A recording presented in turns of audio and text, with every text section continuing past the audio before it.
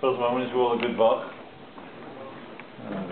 Like that. And I want to thank Andy for setting it up, and probably gets an assist from David. Probably. I want to thank my friend who's sitting in the corner, wants to be unnoticed for driving me in. Don't look at him. And I want to thank you all for coming to be here tonight. We mentioned this the other week at the Karlbach Shul, that there's a lot to do in New York, and if you decided to come here, so that's, that's pretty good in terms of, shows a lot. I mean, it's, I know I have a lot of competition, from Broadway and from all the movie theaters and other places of entertainment, so you came here. Speaks more actually about each of you than it does about me, and it's good. Now,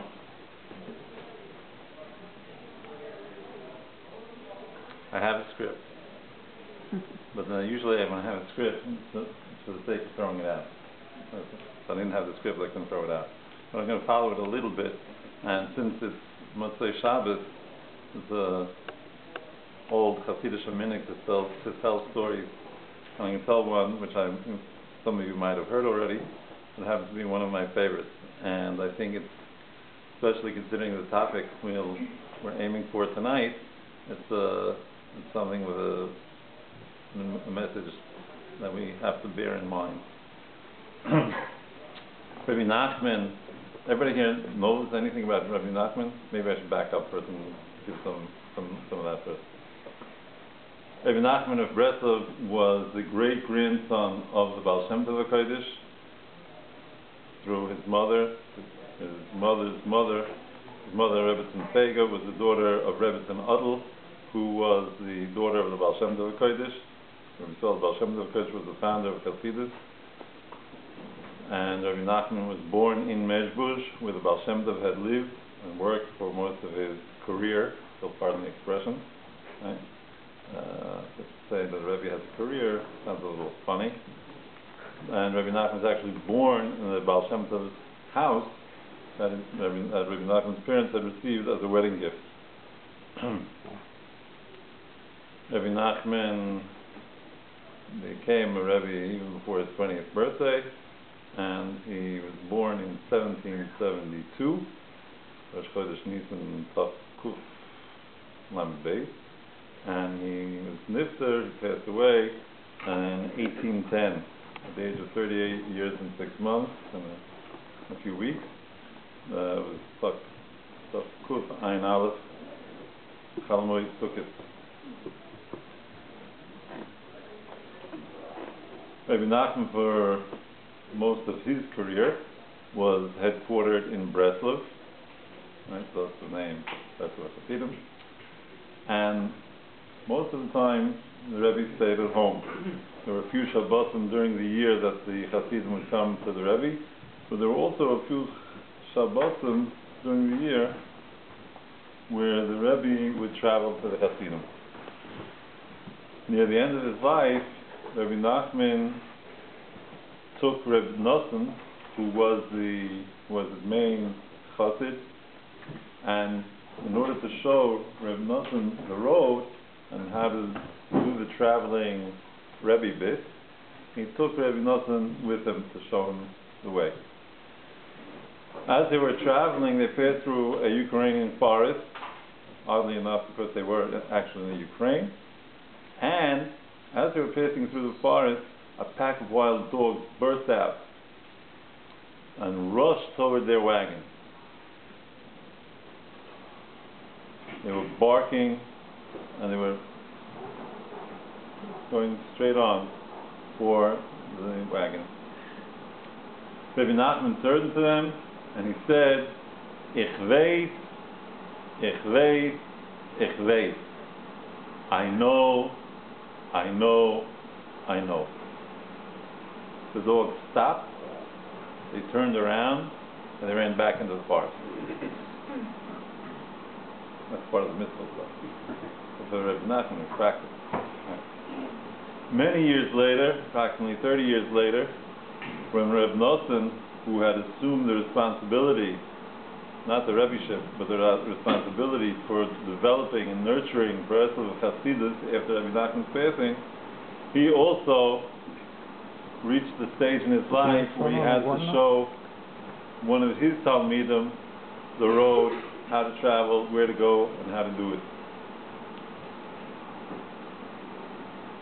They were in their wagon, they were passing through a forest, and as they passed through the forest, a pack of wild dogs came out, rushing towards the wagon, barking furiously. Rabbi Nosson turned to the dog and he said, "Ich weiß nicht, ich weiß nicht, ich weiß nicht. I don't know, I don't know, I don't know." The dog stopped, they turned around, and they ran back into the forest. Wow. I don't know. I mamish don't know. If Nosson knew what he didn't know, he knew that he wasn't the Rebbe as much as he did know. And I don't even know what I don't know.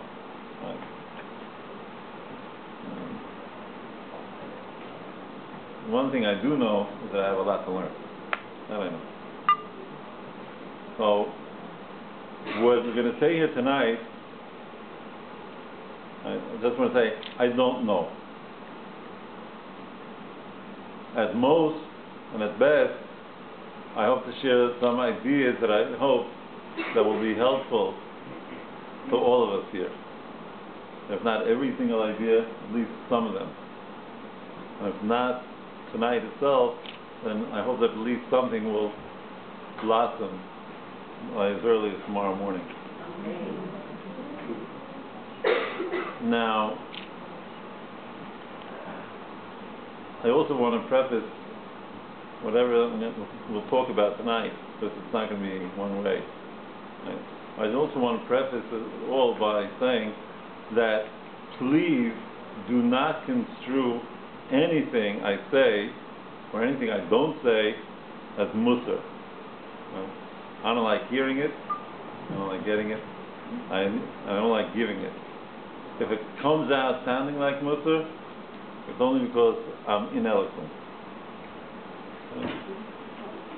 So please remember that.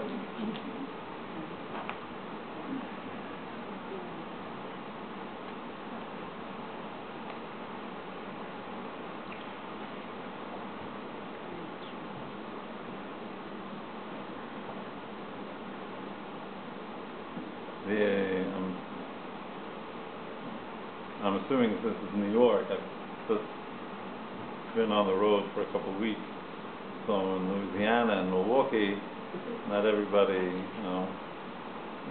not as many Jews in either of those places as there are in West 76, let alone the rest of Manhattan.